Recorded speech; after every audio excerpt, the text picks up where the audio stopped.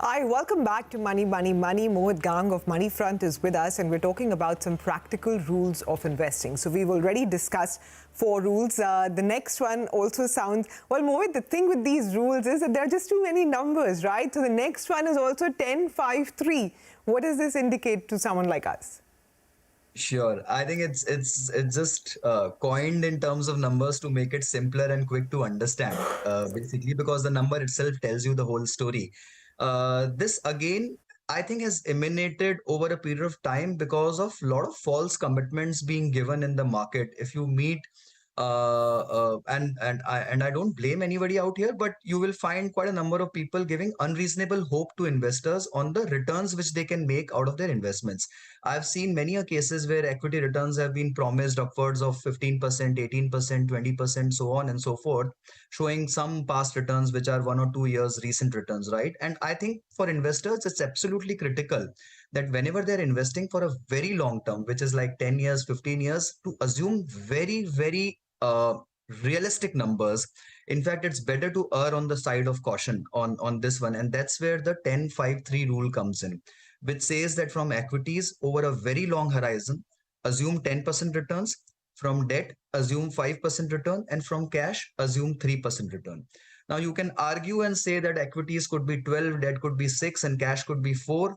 But again, I would say it's better to err on the side of caution because in next 20 years, I think India will turn out to be a matured economy and all the numbers will taper down more realistically.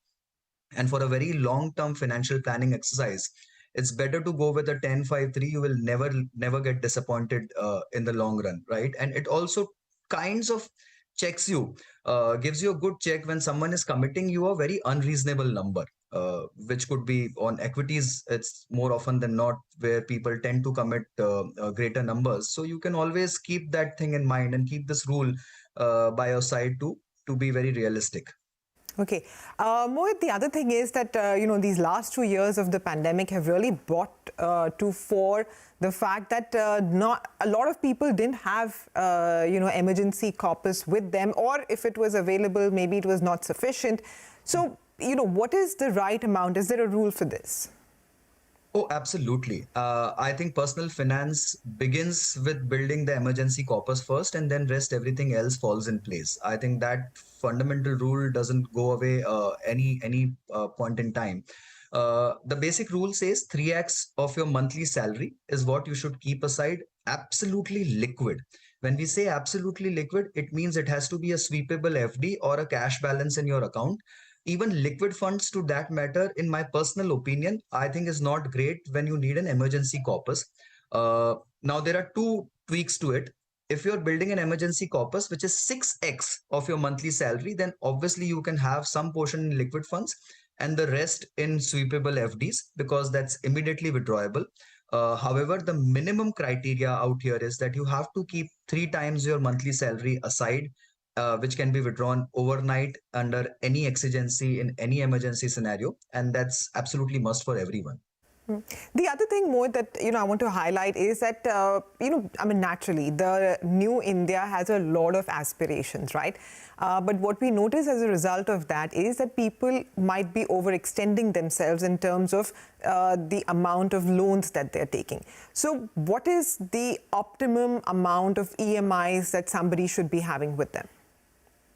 Oh, Sumera, I think buy now, pay later economy is something which is to my, again, my personal opinion, doing more harm than good. It is creating a credit culture in India, which was much required. But to buy even the consumer durables, your mobile phones, every second thing on EMI, your credit card companies today give any large expense they see, they will give you an option to convert it into EMIs, right? Obviously, and you tend to buy the larger expenses like your cars and your houses on EMIs itself. The personal finance rule is very clear about it. Not more than 40% of your monthly cash salary should go into EMIs, because any amount higher than that will create problems in your overall budgets, will create problems in your savings culture. Basically, the more you part aside as EMI, the lesser you will be able to save aside for yourself and will hamper your long term wealth creation. So the rule is 40% of your monthly expense, not more than that, goes out as EMI. This rule, Sumaira, incidentally, is also followed by many NBFCs and bank as the first criteria to assess the credit worthiness of a borrower. If a borrower is more leveraged and his monthly outgo is more than 40%, 60% in those cases, they will reject the loan application itself. So 40% is a very, very good threshold beyond which there has to be a red alert. Okay, but Mohit, the question that everybody is asking is that there are so many rules around, where to invest, how much to invest, at what age, how much to invest. But personal finance also includes the aspect of being able to spend, right? So how much am I allowed to spend? Oh, look, finally, it's your money. You can spend the way you would want to. But if you really want to create a good, healthy retirement corpus and are in that endeavor of creating long-term wealth, sustainable wealth for yourself, basically, the rule is 50-30-20, which means that not more than 50% of your income when you start your career has to go into routine expenses or household expenses like your groceries and your rents and other things. 30% into your lifestyle or your discretionary expenses, which could be your mobile purchases, your travel, your restaurant bills, your movie bills, and so on and so forth. And at least, I again emphasize the word at least, minimum 20% into your savings or investments. But the rule also goes ahead and says that you have to keep tweaking this formula more in favor of investments as your age grows by, which means when you reach age 40 and beyond, the ratio has to flip aside. That means at that point in time, you have to invest at least 50%. Discretionary expenses could continue to be at 30 and your regular expenses has to come down to 20%. This is assuming that your overall income has increased many folds over that tenure of your working life and you are able to the absolute amount of basic expenses remain almost similar or identical, right? So you have to keep tweaking it in favor of your investments. The more quickly you do that, the higher the proportion of savings and investments in this entire equation, the better your retirement will be and the better your wealth creation journey will be.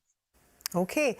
And by the way, I must reiterate that, the rules that Mohit has spoken about, they are generic in nature and, they cannot be applied as is. He's already mentioned that some amount of discretion must be used when you're applying these rules.